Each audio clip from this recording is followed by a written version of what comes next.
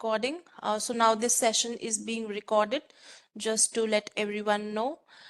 So hello and welcome to the series of National Initiative webinars. This event is being organized and moderated by the SNS Coordination and Support Action Project, which is the SNS CO-OP.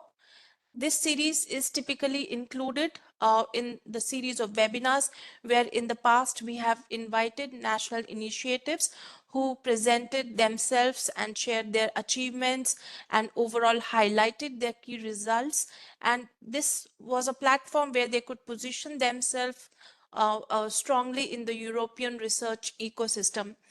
So today we kick off with a new series of webinars where again via the stage of SNS Co-op we try to bring different countries who would be presenting on topics which are of strategic importance for Europe.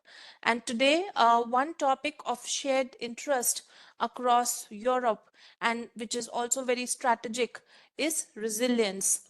So here today we have and we are very pleased to welcome the members of Finnish National Initiative who will share their perspectives on resilience and highlight the work being carried out in this area.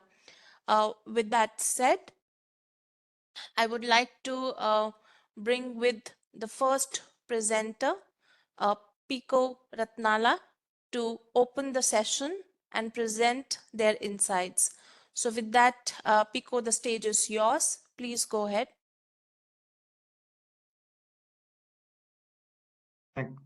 Thank you. Do you see my? Perfectly. Is it? Yeah. Okay. I'm try to use the camera. Maybe. Yeah, a little bit difficult to put the camera on, but I hope you can manage it because no. Well, I did anyways. So good morning and afternoon, everybody, on my behalf also, and on behalf of Finnish 5G 6G community, it's my pleasure to welcome you to hear Finnish view on 6G and resilience.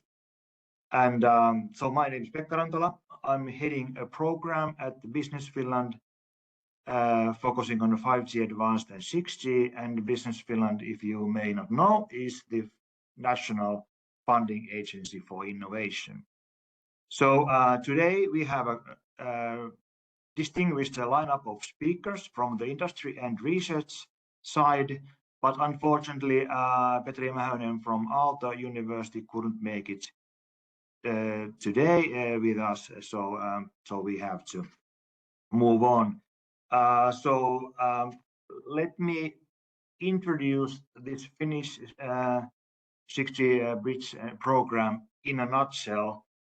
So the kind of one way to assess the whole 5G advanced 6G era is the kind of how to move towards real-time economy and how to utilize wireless technologies with the help of AI in order to achieve this picture what the European Commission has been put in place. So how to, for example, enable precise agriculture, e-health, real-time kind of autonomous vehicles moving around in the smart city, processes without waste, or how to utilize resources more efficiently. So this is the aim, and the one way to enable this is to utilize these wireless technologies.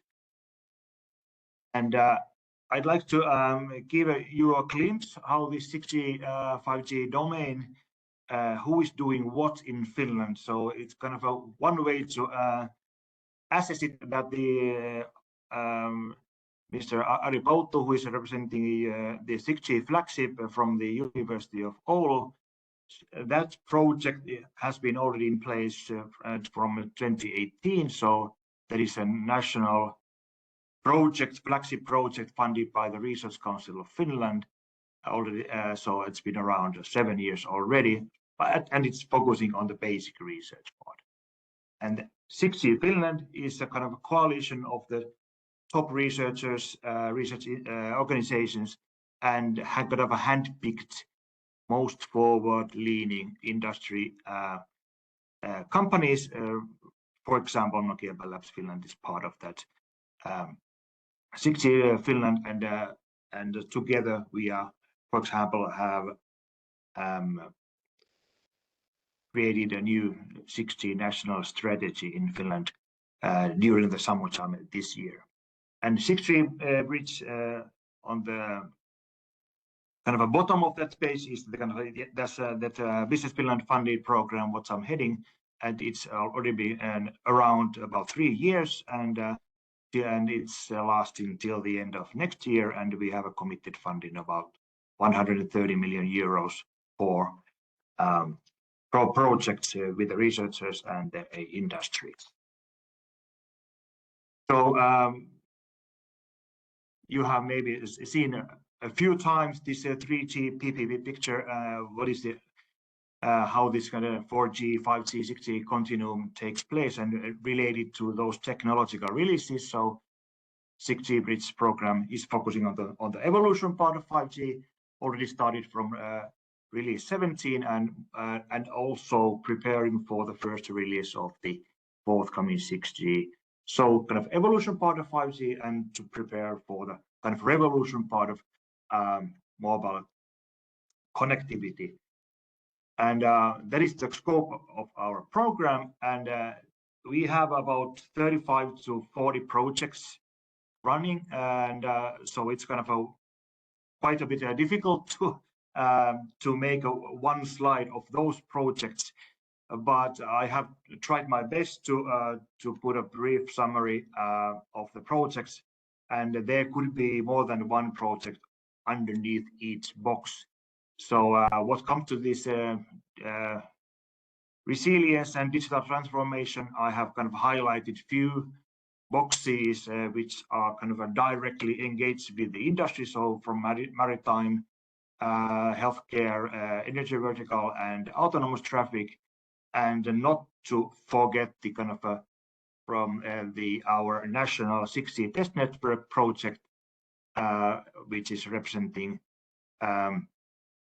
testing infra in order to connect the industry and research together, regardless of the industry vertical. So that is why it's highlighted here. But I think I'll stop here and hand over the mic to next speaker. I believe it's Ari Pouttu from University of Oulu. Thank you. Thank you, Pekka. Let me just find the slide, put it on a presentation mode.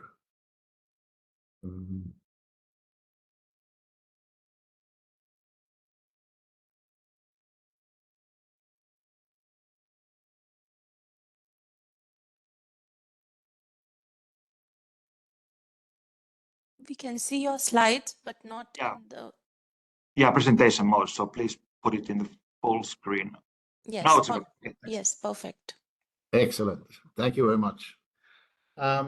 So I am Professor Ari Pouttu, currently the 6G flagship director at the University of Oulu.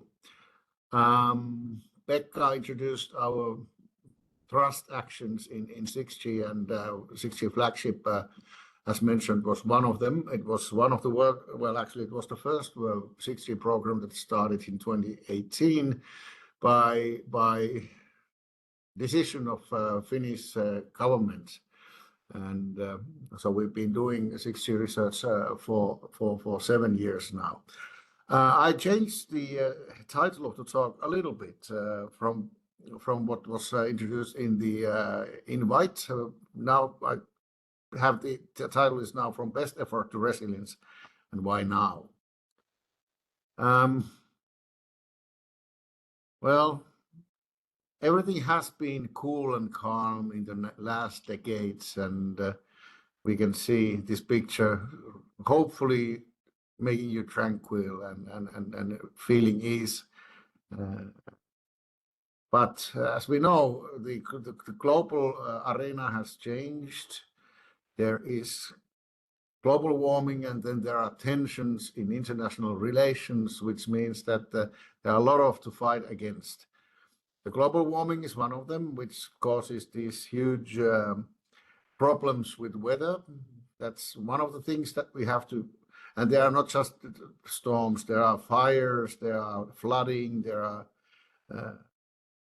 big rain, tornadoes, earthquakes, you name it. So these are all causing a huge amount of human suffering, and in those regions, when such an happenstance occurs, we many times hear from the news that there is no connectivity. We cannot reach the area. We cannot get any information from the area, so we cannot plan on, for instance, public protection and disaster relief actions. So this is unfortunately a rising phenomena that we need to start really think about as a critical part of the societal resilience. But that's not all. There's also the cybersecurity attacks, which are increasing. So we do have these black hat guys who are thinking that your money is my money, or your assets are my assets, and they are attacking in the internet and in the wireless network constantly what we are trying to make. Well, societies are trying to make these systems, and then there are these guys who are actually think that they own the place and try to offer let's say, negative influences into this environment. But that's not all. There are also broad scale of hybrid and lately hot threats, meaning that what we see is that, for instance, in Ukraine, the 5G networks have been constantly being under bombardment, and luckily Ukrainian operators have found ways to keep them up and running. But also in Finland, we see these hybrid warfare threats. For instance, in a few months ago, in some parts in eastern Finland, the GPS jamming caused some challenges to our 5G networks, so that they were sometime off the line, but obviously not too long. But still, hybrid, and then the hot threats are there in our doorsteps in Europe, which we didn't believe to be possible, let's say, five years ago. But now they are on our every newspaper and every TV news transmission. We see these things appearing. Now, we've had a lot of views on the mobile technology and the visions of how they will serve the society and the humankind. In 4G, we talked about this always best connected paradigm, where you could use any technology, including 4G, to connect to the internet. So that was the time when internet entered our pockets in our phones. 5G was promising that we will connect the machines and sensors into the network, and that is ongoing, maybe a little bit slower than we expected, but it's still ongoing, and we are now seeing things happening in this domain in different verticals. The 6G tried to promise, is trying to promise the 6G metaverse and digital twins, combining the physical world and the digital world.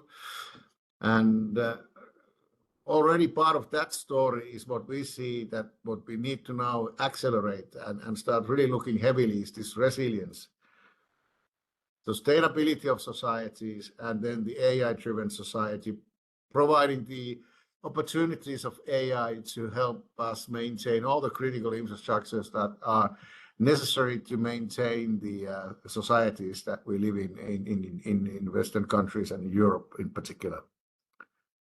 Now, what is resilience? Nobody actually knows in detail, and it's hard to measure. However, we can say that it's kind of, it's not robustness per se, it's not reliability per se. When we think about robustness, it's something that you have adverse conditions and you know what they are, and you can accommodate these known uncertainties, so you design against it.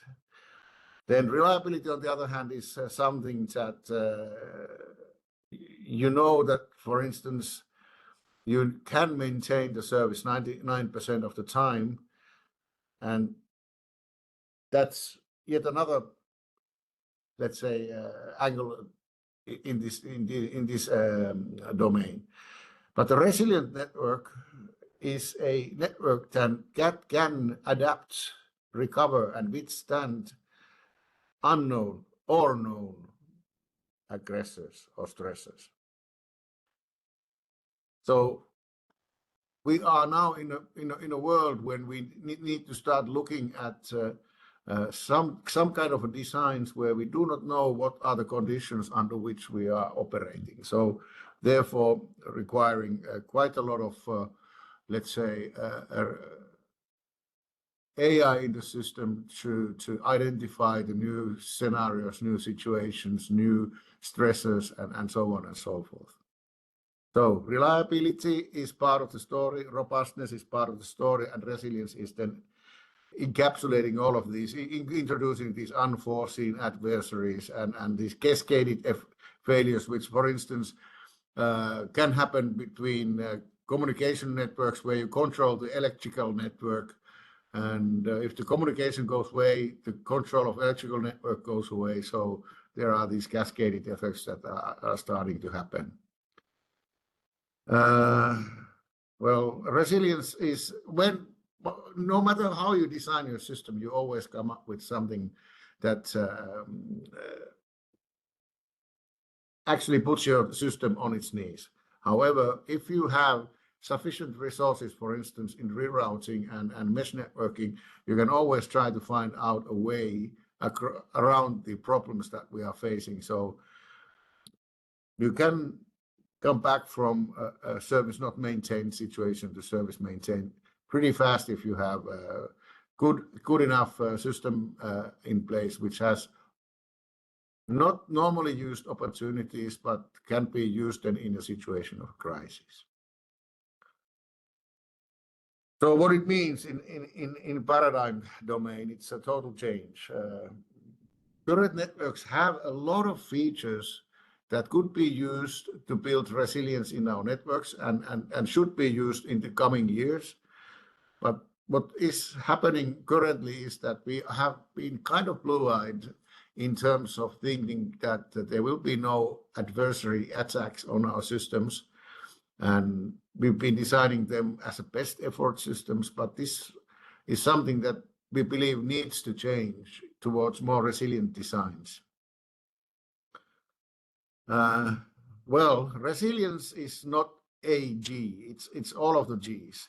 It's all of the systems, and it's all of also other things like interconnection between different critical infrastructures. So resilience is kind of equal to societal sustainability. And also what is kind of often neglected is the fact that every euro that you invest in resilience comes back at 4 euros as a return of investment. And this is stated by Office of European Union and the World Bank. So there is business opportunity here as well. So the need comes from the fact that mobile cellular networks are a central part of society's critical infrastructures. But what we need to understand is that critical infrastructures are strongly intertwined, especially electrical networks, mobile cellular networks, and GPS. As I mentioned earlier, we have had already some disruptions of service in mobile cellular networks in eastern parts of Finland, but that's not all. We've had disruption of service in air traffic, problems with maritime traffic, a lot of different kind of problems appearing because of adverse situations. Now, the resilience should be one of the key drivers where we go forward with the ICT technologies in the next foreseen future. And what I claim is that standardization and regulation has not paid enough attention to the matter. I know that 3GPP have now introduced in their agenda terms like resilience, which is good. But this requires large international effort and mutual regulatory and standardization efforts. And we still have an open window until the IMT 2030 requirements are going to be fixed early next year by the Working Party 5D. So here's a small window still to introduce some ideas to that particular documentation. There are opportunities in many of these different sectors. These are numbers that are indicative. We just did a internet search, looked at different places, what kind of business opportunities there might be, and as you can see, that it's billions of dollars, even trillions of dollars that could be there, given that these systems are resilient. National security is something that we really need to take a look at closely. For instance, in Finland, we are now introducing what we call Virve 2.0. The first version of our public authorities network is based on Tetra technology, but then the next version to be launched somewhere around 28 is going to be 4G, 5G sliced network with some security measures in place. Some of the actions are what we can do already now. For instance, national strategies. You can have measures against network failures. And for instance, national roaming should be, let's say, put in place, not used in peacetime, but when there is adversary or a bad situation, you should be able to use national regulation to enforce national roaming for until the problem has been solved. Some of the actions can be introduced in standardization, for instance, different modes of operation, GPS jamming, mitigation technologies, sidelink technologies. These kind of things could be introduced into standardization. But then in the long term, we should start looking at how do we really master all these resilience aspects through research? How do we provide, for instance, how do we disentangle, for instance, the electrical networks and the wireless networks, at least in critical points in the grid? So that is research and IPR opportunity. Now, there are a lot of questions to be addressed. I will not dwell into these too much, but there are a lot of technology-oriented solutions that we can do. I mentioned the mesh networking and the sidelink technology, GPS jamming, going from feedback to feed forward estimation technologies, looking at hard versus soft decision decoding in encoding. There are a lot of opportunities that will bring in robustness against and even resilience into the systems. But that's something that we need to start looking at and see which is feasible and viable and take a look at it. How do we then, second point is, how do we, let's say, dismantle the interdependencies of critical infrastructures in such a way that they actually work together, but especially the power grid failures and such are really, really difficult questions. So softwareization. We are now talking about Open RAN and software-defined networking. We see the explosion of threat vector space there. So how do we deal with that? Do we need the certification centers that look at all of the new software to be introduced as a third-party opportunity into the network? That's a good question. I mentioned already the standards and regulation. So somehow resilience need to be mandated in this standardization and regulation efforts. And obviously there's the business considerations. Is there a business case for resilience in 6G? How do operators see it? How do the vendors of the world see it?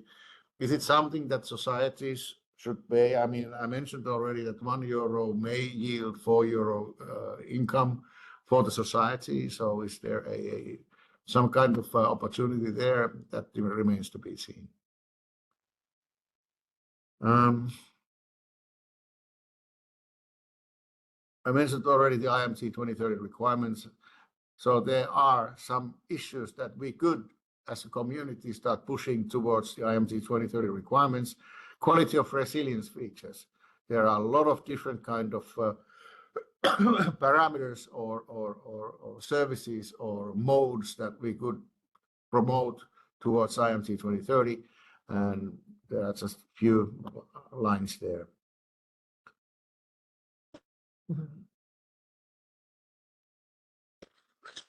Then there is this idea of resilient by design. So here we go deep into the AI domain. So we have the prediction part where we monitor and detect what's happening, the context awareness. We use multimodal data from cameras, RF sensing, other sensing. We build digital twins that maintain for us the inventory, what's happening in the network and in the society. Then we have preemption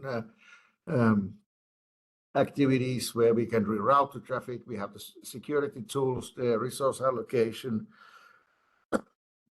and then protection, where we look at where we can go if something happens. We go to alternative networks.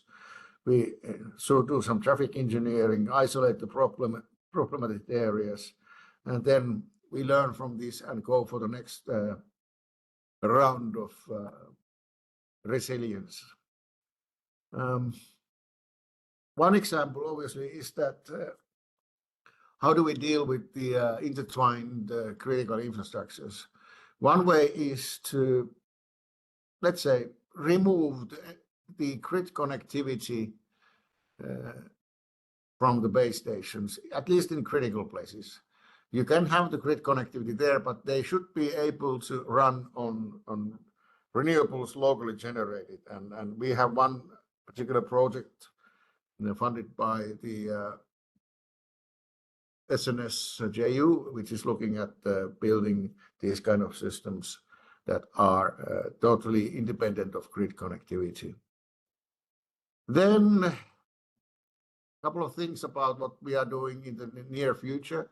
We are now writing a 6G resilience white paper.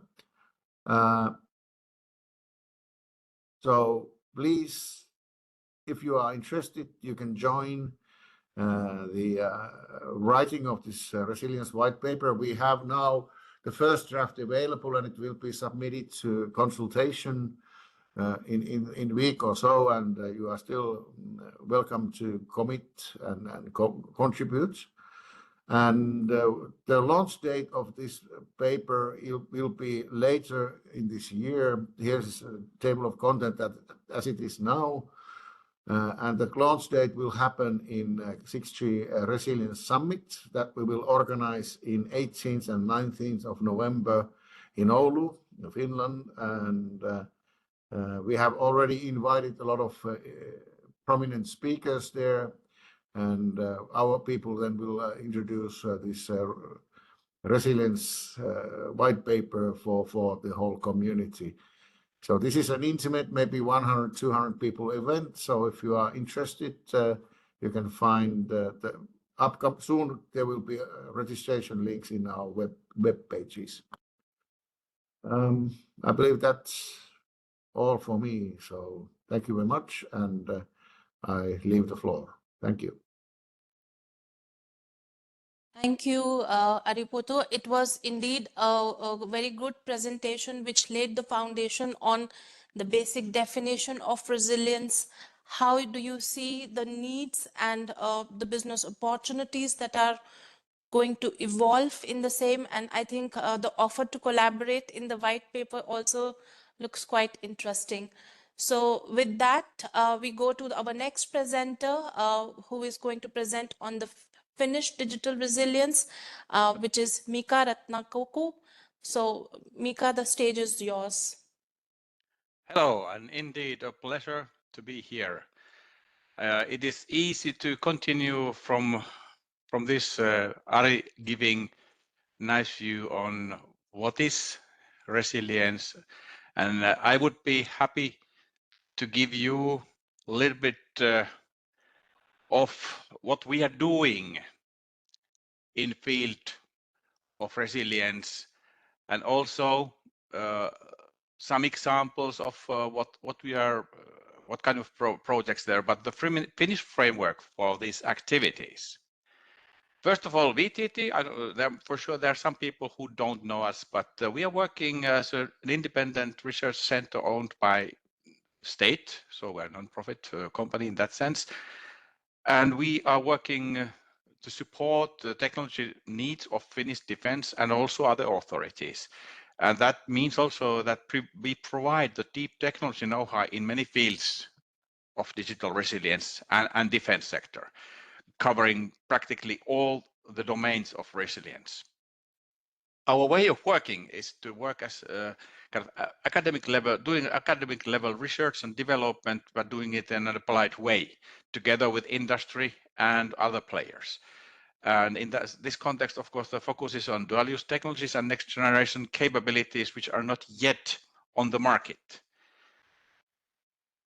Concerning digital resilience, as working with new technologies, of course, new technologies are an opportunity. But at the same time, we have to keep in mind that new technologies means also new threats. Like, for example, here, putting here what AI and machine learning based systems, what can it be if and when having some attacks there. So the systems are vulnerable to cybersecurity attacks, and they are vulnerable in many ways, being data poisoning, model source vulnerabilities, compromised training, compromised codes, you name it. There are plenty of possibilities to really make our lives pretty hard. But that's of course one of the ways we try to tackle the issues in close collaboration with our like-minded partners, as for example all of you in this webinar. In Finland, we are trying to tackle this issue also by turning our traditional mindset of SISU towards also digital SISU. That is to say, strengthening our country's resilience also in these times, which Ari described quite well. Challenges are coming, and there are many challenges we can't even predict. But besides creating trust in all the situations, this includes also investing in resilient connectivity and cybersecurity, but also other technologies, which will be then the solution for improving the situation, what we are heading here. In Finland, our new revised cybersecurity strategy creates a good basis for all of these activities. The target state for national cybersecurity is really that cybersecurity is, of course, one of the key enablers for resilience, and we are working towards that so that we can really improve and guarantee our secure connectivity as an enabler for the entire society. That means sizing the technological opportunities, understanding the threats which are related there. And in this context, the target is to detect, identify, combat, and withstand cybersecurity incidents, recovering from them, and respond to incidents decisively. So that means also promoting cybersecurity and collaborating closely with the international partners. This goal means we are working on these 4 topics: competence, technology, and R&D, preparedness, cooperation, and response and countermeasures. So here are then the tools which we can be using, and also where our society is investing to counterattack all the threats facing our digital environments. If thinking about resilience, Finland is an innovator also in other ways. So this digital resilience doesn't mean only digital tools, but it also means educating our people so that there's like people can understand, for example, what they see in digital networks, so that there's this common sense, there's preparedness and digital literacy of understanding, for example, if someone tries to impact on the common discussions in Finland. Another aspect is societal resilience. In that context, we mean continuous preparation, foresight, education, and dialogue, which guarantees society's function. And if thinking about this, well, here are some good examples of how we are doing digital resilience. If thinking about our civil defense shelters, so it's to protect our people in crisis situations, but as you might guess, also this kind of shelters are used for protecting our digital infrastructures. One way of dealing with the digital resilience and resilience in overall is also to follow closely the situation, what is happening as this foresight. So there's this sort of overall situational picture of security of supply, for example, as the example here, that following what is happening, what kind of uncertainties there are, and how we should prepare ourselves to improve our performance and to guarantee safety of the society. In this context, the National Emergency Supply Agency, NESA, is coordinating the efforts to ensure the operating capabilities of critical infrastructures that is essential for maintaining all the vital functions of the society, including electricity, water, transports, but also the secure connections for data communications and financial transactions. And in all this work, it's of course also very much working in public-private partnerships. So also the companies are actively involved and interconnected to this digital resilience work. And of course, as Ari already mentioned, this connectivity is of the central point when talking about digital resilience, that's for sure. And the connectivity is also the lifeline for resilient society.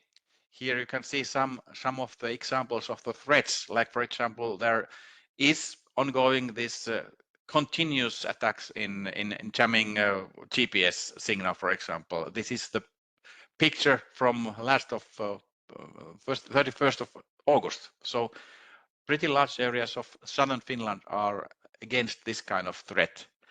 And also, if thinking about the cables, well, I'm sure all of you have heard about what has been happening with all this connectivity solutions in some sea areas. But yeah, we tackle these issues with our strong digital infrastructure, being a leading innovator in several technology areas, such as wireless technologies, quantum, cybersecurity, energy, and new materials. But at the same time, also working to improve the ways we can recover from this kind of attacks. That means constantly building new capabilities for digital resilience as part of the technology development and society development. And in this context, of course, Finnish Transport and Communications Agency Traficom is a central player working to guarantee technical operability in telecommunications. Another perspective for digital resilience is also the security of supply in Finland, digital resilience being part of it. In many countries, this sort of security of supply means only like some energy and food and basic services. But in Finland, we have a little bit more wide understanding about this. So the idea is that how we can ensure that critical functions of the Finnish society operate at sufficient level. And so it includes food and water supply, energy supply, healthcare, logistics, but also digital services and infrastructures. And this digital framework is the foundation of the concept also for other parts of the security of the supply. Our ministries are centrally involved, and the National Emergency Supply Agency is the coordinator and implementing selected preparedness measures in collaboration with all these players which are involved in this work. How we also prepare ourselves for the new threats. I think one excellent example of this preparedness is Business Finland Finnish Defense and Digital Resilience Program. This is a funding program focusing on development globally pioneering digital solutions to increase the resilience and security of societies and businesses. That means indeed the development of new innovations to improve our resilience. And this means also that we can improve our excellence in the comprehensive security solutions through our research, development and innovation work, but also enhancing the collaboration in international frameworks such as EU and NATO. And of course, we are also aiming to develop new revenue growth through export of our digital resilience offerings and business ecosystems. So in good collaboration with the funding agency, this is something where we are also aiming at. Talking about the private and public partnerships, I think this is also one good example of ways working. We have several partnerships in Finland working to promote resilience. This is the E-Alliance, which is operated and run by Patria, is a good example of such an ecosystem. The idea there, the ecosystem will develop and integrate digital solutions across civil security and defense technologies for introducing disruptive technologies for highly integrated mobility platforms. So combining civil and defense to improve our resilience. So again, good way to do those things in a country like Finland is definitely to collaborate. Concerning our companies, I really like this example of our company role and interest to contribute to digital resilience. Company F-Secure, which is a virus detection company. Some of you might know it, or I'm sure you know it. They are also committed to this digital resilience work as part of our society. This is an example that you can go into their website to check for free if your router is safe. So just a very practical tool for checking what is your router's digital resilience. And again, doing it just for free for everybody. We at VTT, of course, our role is to to work also to secure our society and network intelligence.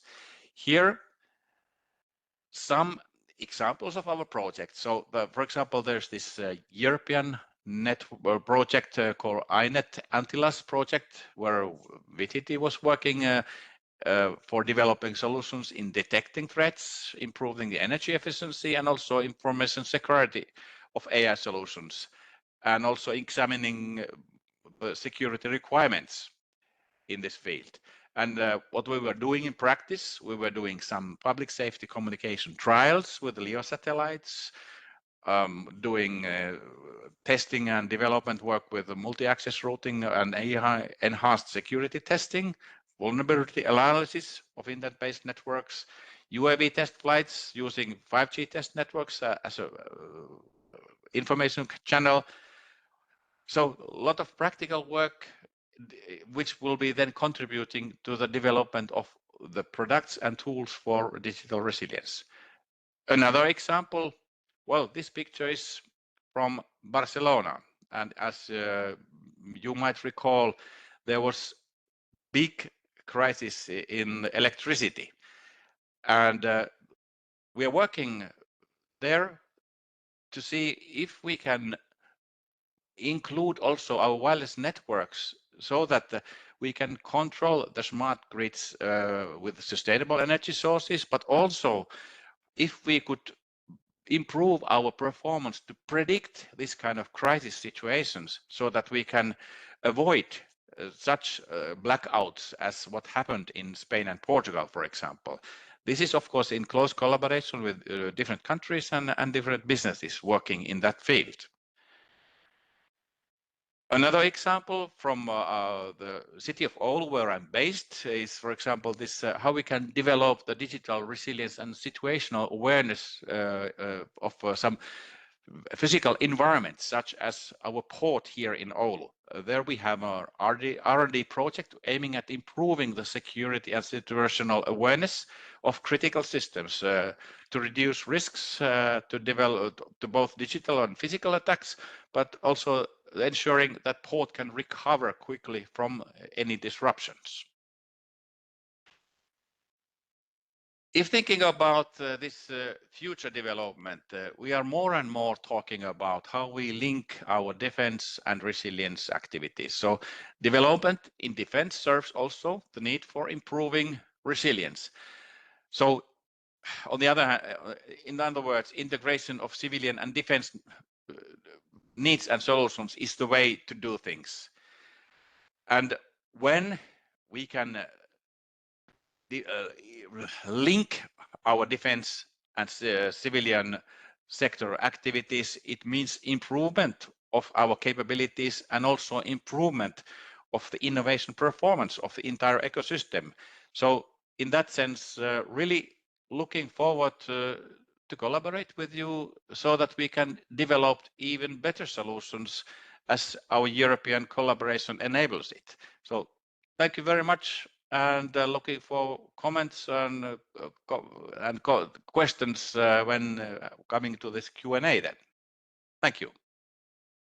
Thank you, Mika, for the presentation and also giving us a glimpse to how cybersecurity, secured connectivity on resilience is being taken and how you are building it, having human and societal values in the forefront.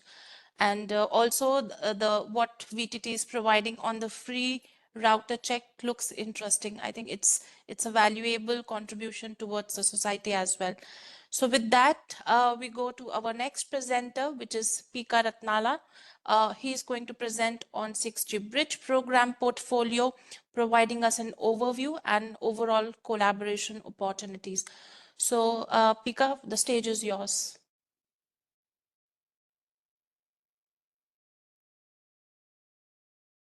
Well, thank you again. So please confirm you can hear me and you can see my slides. Yes, everything is good. So I'm going to continue from the presentation. So to give you additional notes on resilience and 6G future, what I've been hearing from Finland and abroad as well, to have a notes and checklists for your use. And so this was the picture what the Ari was showing. So I have taken the liberty to expand it a little bit. So there's two slices, especially focusing on the resilience part. So in the left hand corner, there's a security and resilience, and of course the reliability part. But I have expanded this resilience to cover also coverage part. It could mean, for example, this terrestrial networking part, but as well as the non-terrestrial networking part, so LEO, MEO, and GEO satellites in place to connect people and systems together. And from the top right-hand, below right-hand corner, I have I believe that the spectrum efficiency plays a crucial role as well to secure enough spectrum for different purposes. So at the same time, for critical purposes and as well as a civilian ones. So to my eyes, it's one really important aspect. And of course, the on the top of the page, the interoperability. How, for example, Nokia's and Ericsson's and other vendors, hardware, services, software, and all those bits of the systems can talk to each other, understand each other, and share the same at least the minimum a viable set of or a norm of resilience and security and privacy. But anyways, looking into the future, so in order to kind of connect the 3 billion people more during the maybe next 10 to 15 years with the help of satellite communications, and in order to speed up the digital transformation by taking account the sustainability part, and of course what I already mentioned, that how to connect the physical world, the digital world, and the human world. But there are three A's and 3 C's with and on top of the regulation spectrum and standardization part that are, to my eyes, kind of a key enablers for everything under 6G, whether it's related to resilience or performance or sustainability or efficiency. So, of course, AI, artificial intelligence, new APIs, how systems can talk to each other, maybe in the future without any predefined APIs. So how systems can dynamically toward the real-time economy, how systems can dynamically exchange data and with each other, and of course augmented reality, at least for the industrial use, is part of the kind of a key enablers around resilience. So of course, and underneath there are chips, microchips, and cloud nativeness, and of course the cybersecurity parts. So this whole resilience and 6G future is a really complicated picture, but I'm not. I'm just kind of making some notes on that for you. So I have 2 slides of kind of a checklist. What else could be there regarding resilience? So I've been hearing a lot that the life cycle assessment is kind of a scarce aspect in EU-wide projects. So this is not to blame anybody, but if I'm, for example, purchasing systems from somebody, and how can I be sure that they will be a life cycle assessment taken care of regarding hardware and regarding software support, for example? And as Mika already mentioned, that the social acceptance of the new technology is really important, and how to train and educate people to use it. And also there's one kind of a soft point, or kind of a not so hardware focused, but anyways, the user experience has to be kind of in a certain level in order to people to understand what is actually happening. If the user UI is really complex, it's for the end customer, it's really hard to understand what is actually happening. Did I kind of submit the wrong button or something? But user experience has to be at least taken care of in order to secure the resilience needed. And of course, there's a lot of technologies such as digital ledger technologies, AI, quantum, that brings those technologies, for example, brings whole new set of complexity, but of course opportunities as well as part of the solution. And as previously was mentioned, that the attack surface in 6G era will be hugely expanded. So there are some aspects related to that, whether it's limited UIs, user interfaces, or the IoT devices could, for example, they do have a quite weak computation power. So that limits the kind of the countermeasures regarding resilience. And of course, decoupling the control and data planes, ORAN challenges. It could be opportunities, but it's also challenges. And of course, it is the multi-vendor interoperability. So kind of in all, so to my understanding, we currently lack some kind of autonomous network type capabilities with respect to resilience. And kind of second part of my checklist is the we all are here to kind of avoid accidents and killing people. So how to make sure that the kind of the quality of software is in a certain level. So that is one aspect, and of course the national roaming, what the Ari was mentioning, and the side link technologies, 5G, 6G, and high altitude pseudo satellites are part of the solution as well. And we all know that the GPS networks are providing atomic clock timing, but of course the GPS signals could be jammed. So by using, for example, several GNSS technologies in parallel is one option to survive. And one aspect is that you know that if your car has kind of a severe kind of a damage, but your car could be operate in the limp mode, maybe up to 40 or 50 kilometers per hour. But what about could base stations operate in the limp mode, maybe secured by the energy sources from renewables as well, if the energy grid is some part of the country is down. And one aspect is as well, are the MNOs, there are about 150 MNOs in Europe, are they all incentivized enough to provide resilience?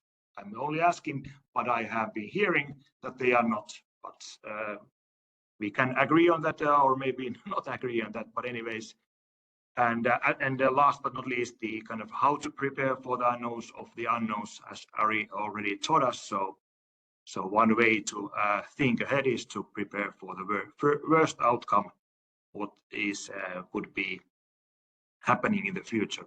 So I'd like to share those thoughts with you. So thank you for attention. And next, I'm leaving the floor to Mikko. Thank you.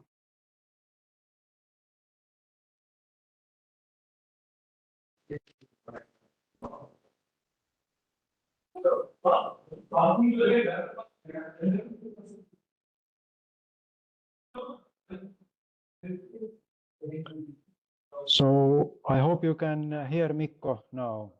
Yes, we can hear you, Mikko, and also as well see your slides. Okay, so yeah, thanks for organizing the event, and great to be having the opportunity to present the final results update from the European level 6C flagship HEXA-X2 and have some material specifically on the resilience point of view. So I'm Mikko Ostalo, coming from Nokia Bell Labs Finland, being Bell Labs Finland site lead and also leading a radio research department here. And I have been the overall lead of HEXA-X and HEXA-X2. So with HEXA-X, we started creating the momentum with industry and academia towards 6G. And with HEXA-X2, we continued this with especially focusing on the systemization aspects, as I will be talking more about in a moment.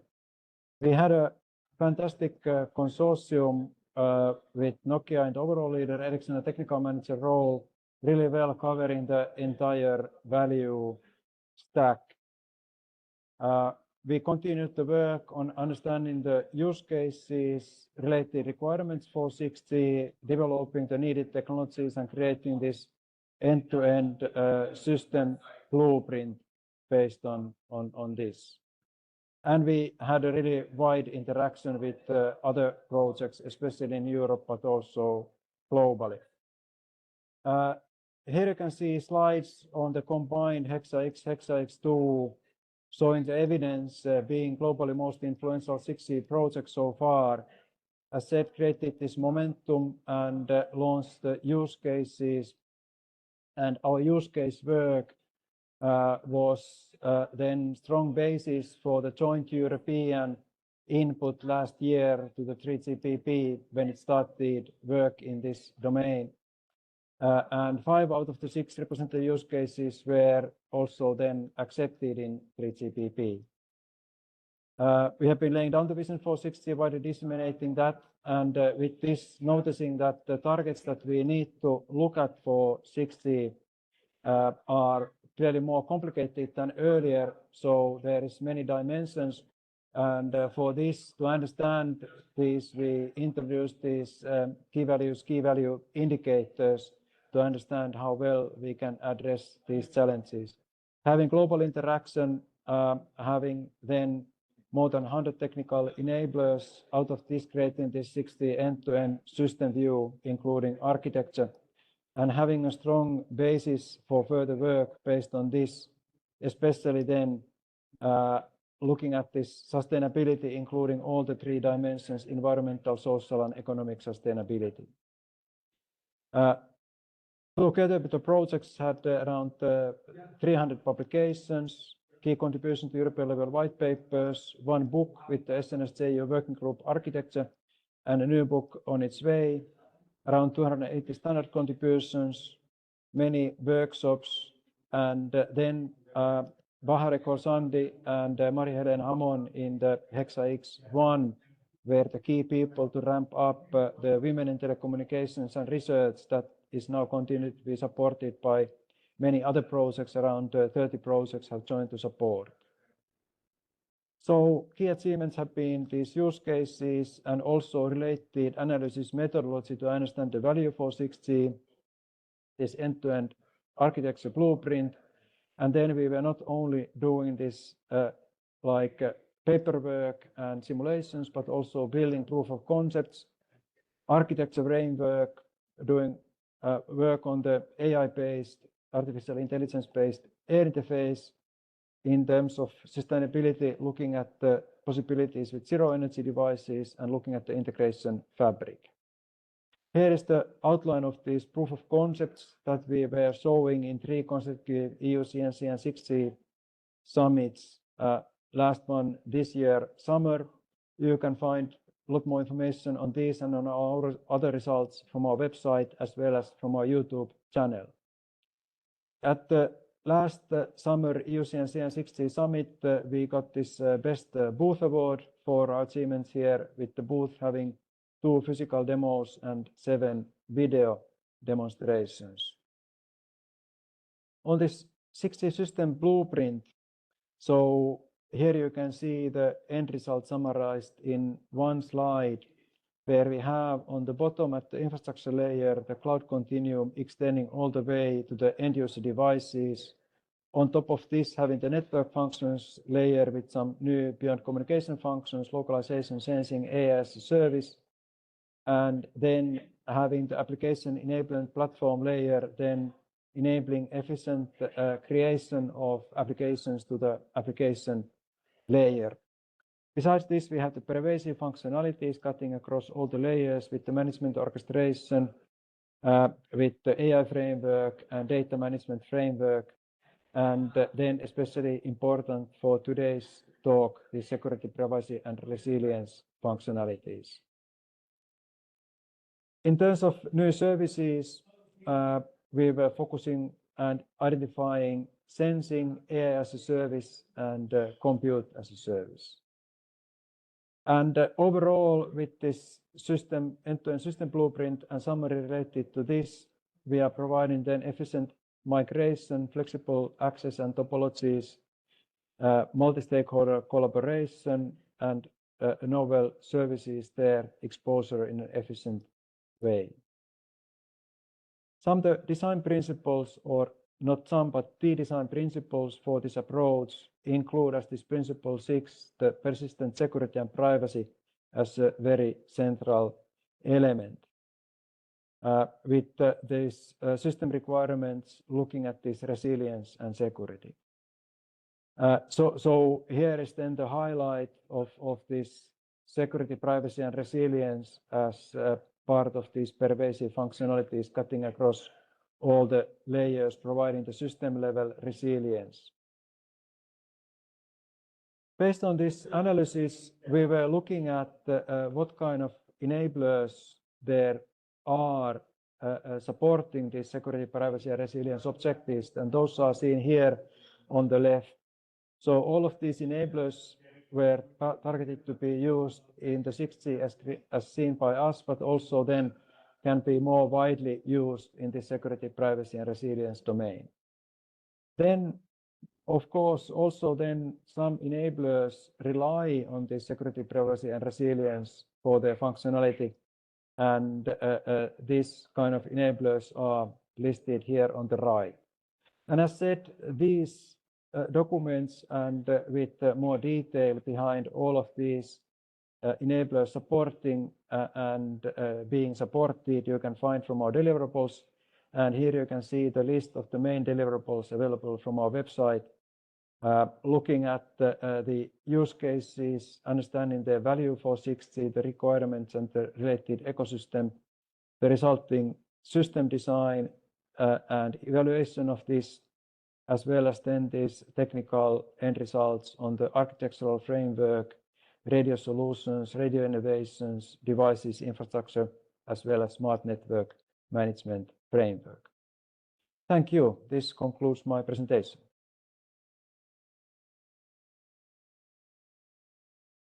Thank you, Mikko, for giving us an overview on how HexaX evolved with multiple assets that were brought to the standardization bodies, etc.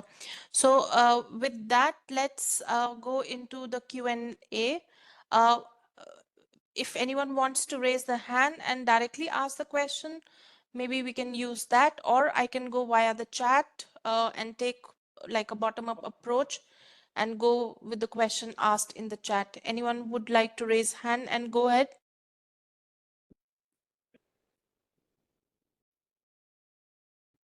Okay, I do not see any hand raised up till now.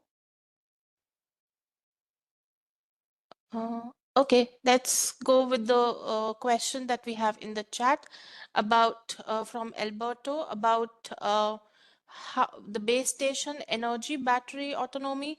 Is there any EU-wide consensus? So Ariputu, would you like to just explain it a bit, maybe? Well, I'm not expert on regulations, and for that reason, I do not have answer as per Europe. In Finland, our national regulator, Traficom, has some requirements. For instance, in typical cases, based on the location of a base station type, they should be able to maintain the operations of these stations up to 2 to 6 hours. But there are some leeways that you can go down to 15 minutes in some cases.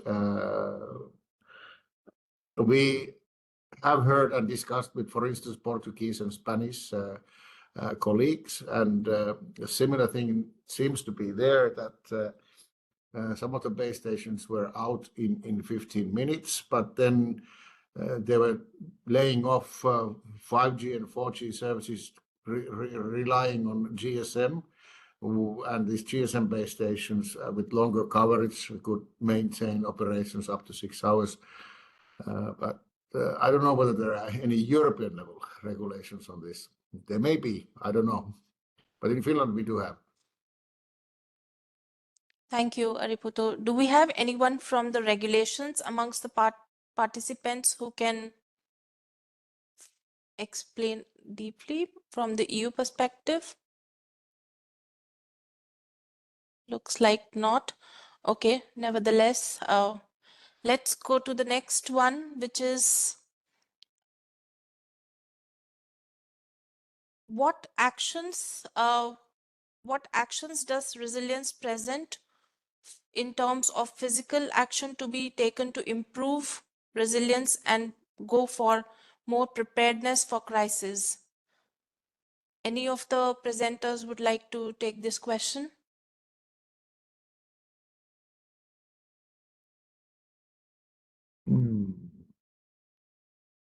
So maybe Um, evaluating critical infrastructures or I mean, this particular webinar is not targeted into a really detailed technical talk. This is kind of a event where we would like to introduce the idea to different national funders, and especially the EU funding instruments to take this resilience as part of their 2027 SNS CO-OP program, but especially in FP10. So that's why the good discussions were kept on rather high level, not going into details of any of the topics that might be there. We have been looking at sidling technologies and also in-band backhauling technologies. We have been looking at antenna null steering towards adversaries. We have been looking at GPS jamming mitigation technologies, figuring out how to make fast frequency changes in base stations. Now it takes minutes if there are, let's say, adverse conditions. So these kind of things we have been looking at, and we have published in journals and in papers something about these. But I would not like to go into details in this discussion, since this is more like targeted to a wider audience than just a scientific audience. Yeah, and I think also it's very specific in a way that how we are looking on resilience from the design aspect, and also later on or in the beginning itself, we need to also include and engage the different stakeholders who are going to use the technology. But yeah, let's look at the next question. Okay, are there any ideas on quantifying how resilience should be defined and measured? Any feedback on this question? Ideas on quantifying and defining and how it could be measured? I had Like, one slide in my presentation which included some of these kind of first level indicators, mean time between this and that, and these kind of things. But I've seen when I'm watching that resilience is almost as difficult to define as sustainability. So we are talking about unknown unknowns. So just bringing up quantifiable measurement tools here requires a lot of work, a lot of collaborative work. And this, for instance, is a very good topic that could be part of the FP10 work that Commission is going to propose in the near future. okay, thank you. With that, let's look up.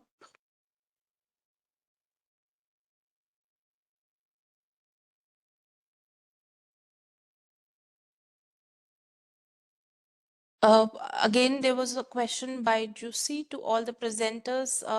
Some example use cases where 3GPP, 4G to 5G specifications can be enhanced to improve resilience in 6G. So avoidance of CMAS, spoofing attacks, and so on.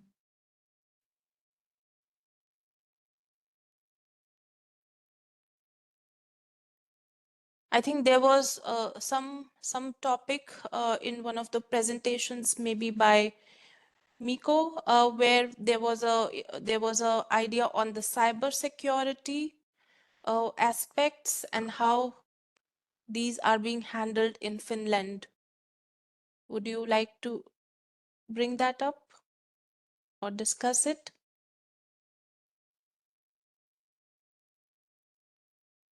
I think that there is no error there whose presentation this was. Maybe it was somebody else, but overall, so certainly, as we can see how wide the area of resiliency is, in a sense, what kind of things can be improved. So there is certainly quite some high amount of 3GPP earlier generation specifications that can be enhanced. So I think that the list is quite long.